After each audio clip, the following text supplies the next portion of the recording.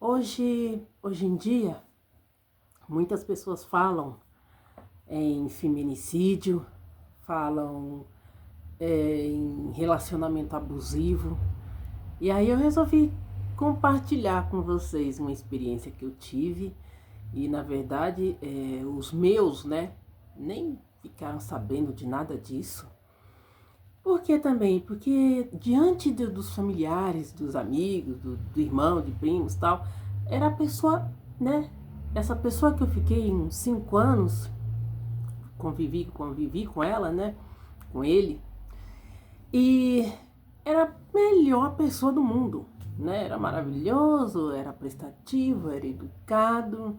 Quando quebrava assim alguma coisa aqui na minha casa, ou precisava cortar alguma planta, alguma coisa, era ele que fazia.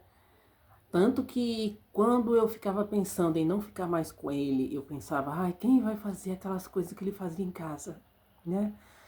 A minha mãe adorava ele, né? Era o genro perfeito. Só que dentro de casa a gente sabe bem como que é, né? Eu acho que ir viver já com ele já foi um erro.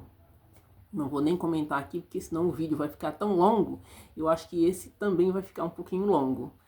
Então essa pessoa era ciumenta, era controladora, né? Era bem controlador. Tinha ciúme de irmão, tinha ciúme de primo, tinha ciúme de todo mundo. Chegou num ponto que eu ficava me policiando, que eu acho que isso já é um absurdo quando começa a acontecer, de como eu vou agir para não dar motivos para ele falar nada. Senão ficava falando nos meus ouvidos um mês. Quando acontecia alguma coisa que ele não gostava muito, ele se calava. Quando a gente estava indo para nossa casa, que era na verdade um condomínio, que eu era caseira e ele era a parte motorista lá da mesma pessoa, então ele continuou depois que a gente não ficou mais junto como motorista e o homem arrumou outra pessoa para ficar como caseiros, né? Mas e também todas as vezes que eu falava pro patrão, né, que não queria mais viver lá, que a gente junto com esse meu marido, companheiro, ia se separar. Aí ele ia conversar com esse meu companheiro e ele dizia: não, é que ela estava nervosa, a gente só teve uma discussão, não é nada. Quando eu falava abertamente para esse meu companheiro, ele dizia, ficava fazendo aquela chantagem emocional, sabe? Uma grande chantagem emocional, aí a gente não resolve e continuava empurrando com a barriga.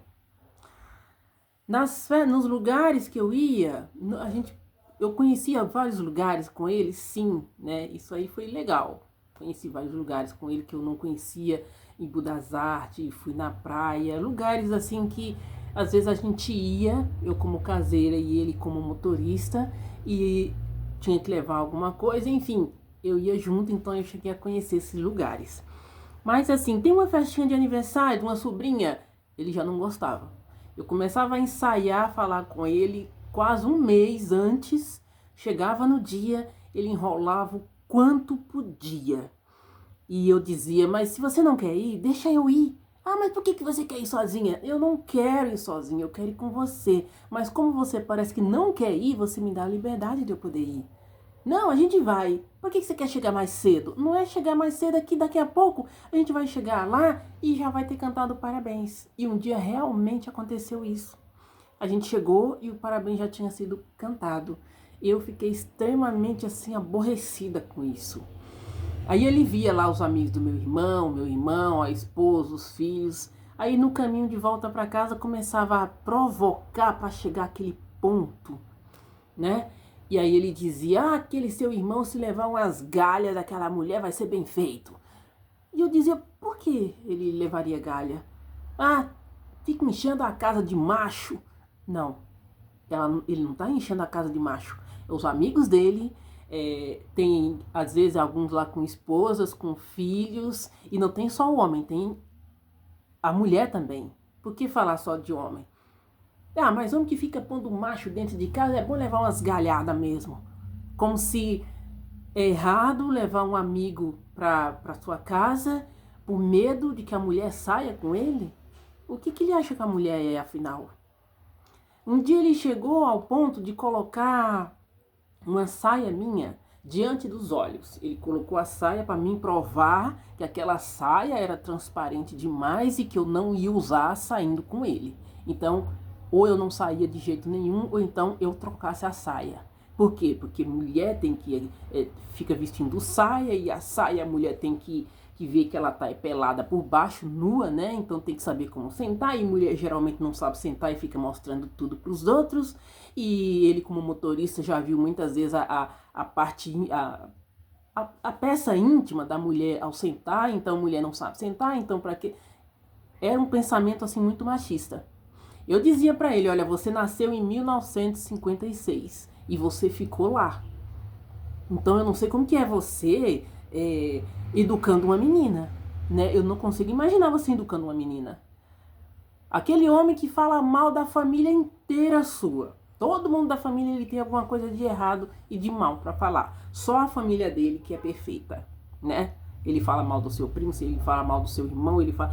Quando eu ia abraçar um irmão ou primo, eu já não fazia. Por quê? Porque eu ficava contida. Então, para ele, todo mundo da minha família tinha algum problema, menos a dele. E assim, eu nunca falei mal da família dele. Agora, ele achava no direito de falar da minha. E ele pegava justamente o ponto fraco, porque assim, não fala dos meus. Fala de mim, mas não fala dos meus. E aí, ele sabia disso para me provocar, né? Com a minha irmã, que ela teve câncer no seio e depois teve metástase e acabou falecendo, ele sempre dizia para ela, olha, quando você quiser, tal, liga pra gente, porque a gente tá mais perto do que o outro cunhado lá na outra cidade, Jardim Luciana, né, de Franco da Rocha. Liga pra gente e tal. E ela ligava pro outro. Por alguma razão, enfim, não sei. Aí um dia ele falou, mas tua irmã também é? Não é à toa que ela tá passando por isso.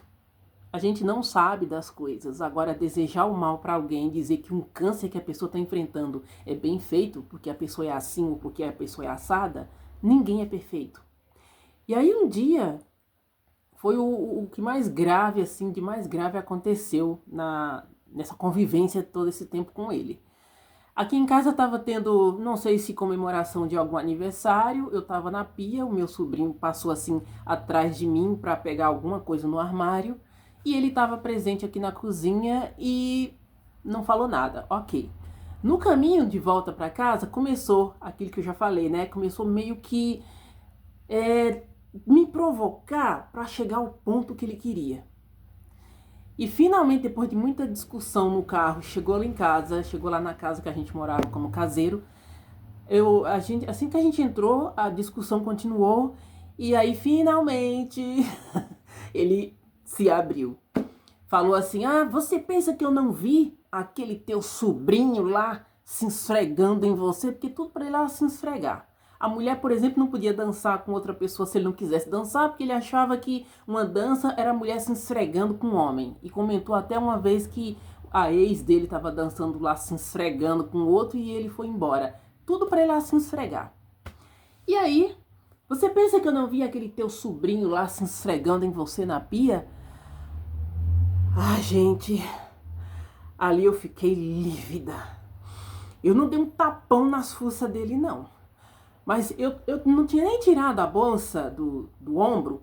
Eu só virei a bolsa assim e dei com tudo assim nele. Aí ele deu aquele... Aí ele fez assim, vem que eu te soco. Eu falei, você vai me socar? Então soca. Pronto, soca. Soca de uma vez. Faz tudo que tem que fazer, mas deixa bem explícito, né? Porque aí eu chegando na delegacia, não vai nem precisar eu fazer o tal do corpo do delito. Vai estar bem explícito na minha cara aqui o que aconteceu. Aí parece que sai o demônio da pessoa. Aí começa a apaziguar, meio que... Eu ia mesmo assim, vem. Quer socar? Pode socar, vem, soca. Aí ele, não, meu bem, para com isso. Parou. Não, para, Eni. Não, vamos parar com isso. Parou. Eu, não, vem, você não disse que ia me socar? Então faz. Eu não vou correr não, tá? Resultado, o homem correu pro banheiro, trancou a porta e lá começou a rir. Ele ria descontrolado e dizia assim, meu benzinho, Vou comprar outra bolsa pra você. Vou comprar outra bolsa pra você, porque essa é muito dura. Dói muito. E eu, feito uma tonta do lado de fora, comecei a rir também. Aí eu ria, ele ria do lado de dentro, eu ria do lado de fora. Mas isso não é engraçado, gente. Isso não é engraçado. Não é para ser levado assim na brincadeira, né? A pessoa tem que sentar e resolver a sua situação. Porque senão como é que fica? Como que você vai conviver com uma pessoa desse jeito? E aí, mas aí resolveu. Finalmente, você deixou essa pessoa? Não. Continuamos empurrando com a barriga.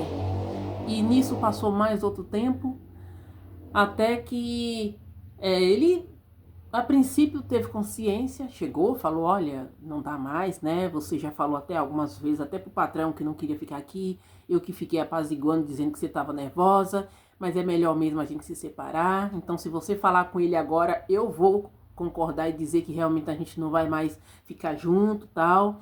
E eu pensei, ai, graças a Deus que finalmente ele convenceu de que não dá mais. Que nada! O cara já tava com outra há mais de 8 meses. E ainda eu tive a infelicidade de depois, como a mulher, né, a outra, teve o contato da minha casa, ainda ficou me ligando, me chamando de chifruda e dizendo que ela tava com ele há mais de 8 meses, né? Chegou a me ver lá no shopping Tamboré, no mercado, fazendo compra, conversou comigo, falou quem que foi, olha só, e eu achando que não tinha acontecido nada, né? Que era só porque ele tinha realmente consciência de que não dava mais. E ele não teve. Ele fez igual Tarzan. Ele primeiro segurou num galho bem seguro para depois largar o outro, né? E sempre eu dizia para ele, quando você estiver com alguém, quando você arrumar alguém, não precisa mentir para mim. Chega, fala, conversa e agir, a gente resolve da melhor forma. Eu não vou brigar com você. Só que geralmente, não quero falar todos para não ser leviana, mas a maioria dos homens, eles não separam. Principalmente se tiver assim cômodo para eles, eles não vão fazer só para ficar sozinhos, só porque você quer. Só que a situação chega num ponto